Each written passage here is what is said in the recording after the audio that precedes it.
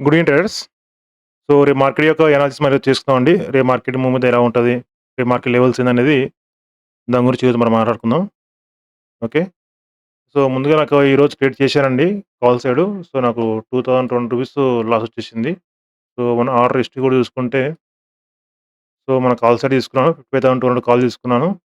So, మార్కెట్‌లో first profit చూపించింది గానీ రూ. 5,000 సో, మార్కెట్ మళ్ళీ రివర్స్ అయిందండి.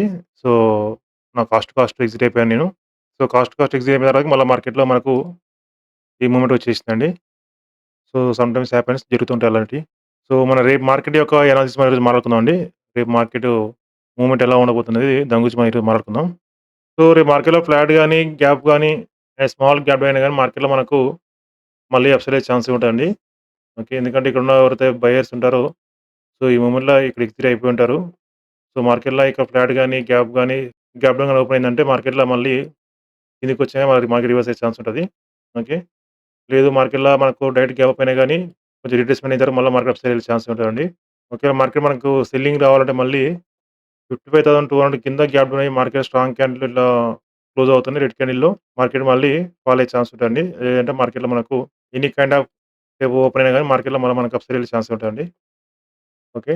సో, రేపు బ్యాంక్ నిఫ్టీ లెవెల్స్ వచ్చేసి మనకు 55,550 ఫస్ట్ రెసిస్టెన్స్, సెకండ్ వచ్చేసి 55,770 అండ్ థర్డ్ వచ్చేసి 55,950 అండి. ఒకవేళ మార్కెట్‌లో మనకి హెవీ గ్యాప్ అయినా గాని మార్కెట్‌లో మనకు నెక్స్ట్ మనకు 56,180 వరకెళ్ళే ఛాన్స్ ఉంటది. ఎందుకంటే ఎవరు సెల్లర్స్ ఉంటారో సో, వాళ్ళందరూ ఎగ్జిట్ అయిపోతారు. సో, మార్కెట్‌లో మనకు అప్‌సైడ్ అయ్యే ఛాన్స్ ఉంటదండి.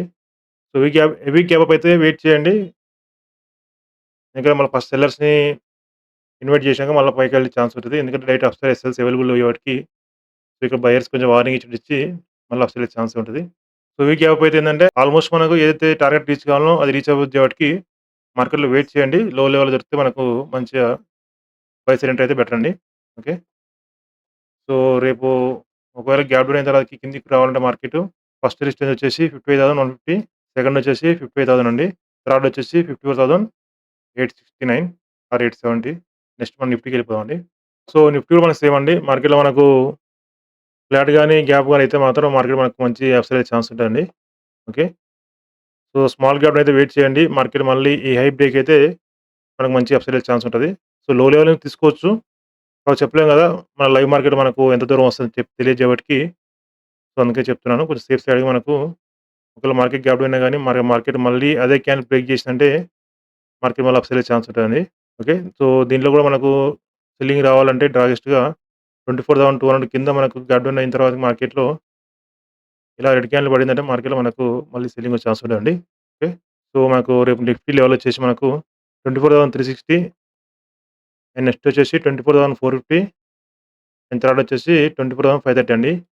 సో, దీంట్లో కూడా మార్కెట్ డైరెక్ట్ గ్యాప్ అయినా గాని మార్కెట్‌లో మనకు నెక్స్ట్ 24,530 కూడా వెళ్ళే ఛాన్స్ ఉంటదండి. అండ్ థర్డ్ వచ్చేసి మనకు 24,600 అండి. ఓకే. రేపు మార్కెట్‌లో ఎనీ గ్యాప్ అప్ అయినా గాని మార్కెట్‌లో మనకు ఈ లెవెల్ రీచ్ అయ్యే ఛాన్స్ ఉంటది. సో, మన సెల్లింగ్‌లోకి వస్తే మాత్రం మార్కెట్ మనకు 24,200 కింద మనకి గ్యాప్ డౌన్ అయిందంటే మార్కెట్‌లో మనకు సో, నెక్స్ట్ వచ్చేసి మనకు 24,080 అండి. అండ్ థర్డ్ వచ్చేసి 24,000 అండి. సో, 24,000 బ్రేక్ చేయాలనుకుంటున్నాను. సో, 24,000 అయితే బ్రేక్ అయితే కనిపించట్లేదండి. ఎందుకంటే మార్కెట్‌లో ఎవరైతే బై చేశారో ఈ క్లోజింగ్ టైమ్‌లోనే మనకు ఫ్రైడే రోజు ఎగ్జిట్ అయ్యి ఉంటారు. సో, మార్కెట్‌లో అందుకనే ఇక్కడ ఎవరైతే బయర్స్ ఎస్ఎల్స్ అవైలబుల్ అయ్యే వాటికి సో, మార్కెట్‌లో మనం 24,000 బ్రేక్ అయితే చేయాలనుకుంటున్నాను నేనైతే. ఇన్ కేస్ మనకేమైనా న్యూస్ ఉంది అనుకుంటే మార్కెట్‌లో హెవీ గ్యాప్ డౌన్ అయితే 24,000 బ్రేక్ అయిద్ది గానీ లేదంటే కాదండి ఇగ. ఓకే. సో, మన నెక్స్ట్ సెన్సెక్స్‌కెళ్ళిపోదామండి. సో, సెన్సెక్స్ కూడా మనకు సేమ్ అండి. మార్కెట్‌లో మనకు ఫ్లాట్ గాని, గ్యాప్ అయితే మార్కెట్‌లో మనకు అప్‌సైడ్ అయ్యే ఛాన్స్ ఉంటదండి.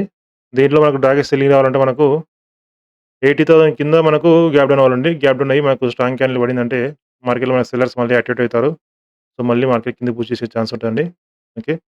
సో, మనకు ఒకవేళ ఫ్లాట్ అయిపోయిందంటే మార్కెట్‌లో మళ్ళీ బయర్స్ తీసుకెళ్తారు అప్ సైడ్. సో, ఈ క్యాండిల్ చూసారా? ఒకవేళ ఫ్లాట్ గాని, గ్యాప్ డౌన్ అయ్యి మార్కెట్‌ల ఇలా వచ్చిందంటే మళ్ళీ ఈ క్యాండిల్ ఎళ్ళిందంటే మార్కెట్‌ల మళ్ళీ అప్ సైడ్ అయ్యే ఛాన్స్ ఉంటదండి మనకు. సో, మనకు ఒకవేళ మార్కెట్‌లో 80,500 పైన గ్యాప్ అయిందనుకోండి. సో, మన నెక్స్ట్ వచ్చేసి 80,700 వెళ్ళిపోద్ది మార్కెటు. ఎందుకంటే ఇక్కడ బయర్స్ స్ట్రాంగ్ అవుతారు. సో, వాళ్ళు ఎగ్జిట్ అయ్యేవాటికి మార్కెట్ మళ్ళీ అప్‌సైడ్ తీసుకెళ్ళే ఛాన్స్ ఉంటదండి. సో, మీకు అర్థమైందనుకుంటాను. సో, మళ్ళోసారి ఎక్స్‌ప్లెయిన్ చేస్తాను. ఫ్లాట్ గాని, గ్యాప్ గాని అయిందంటే మార్కెట్‌ల మనకు అప్‌సైడ్ వెళ్ళే ఛాన్సే ఉంటదండి. ఓకే.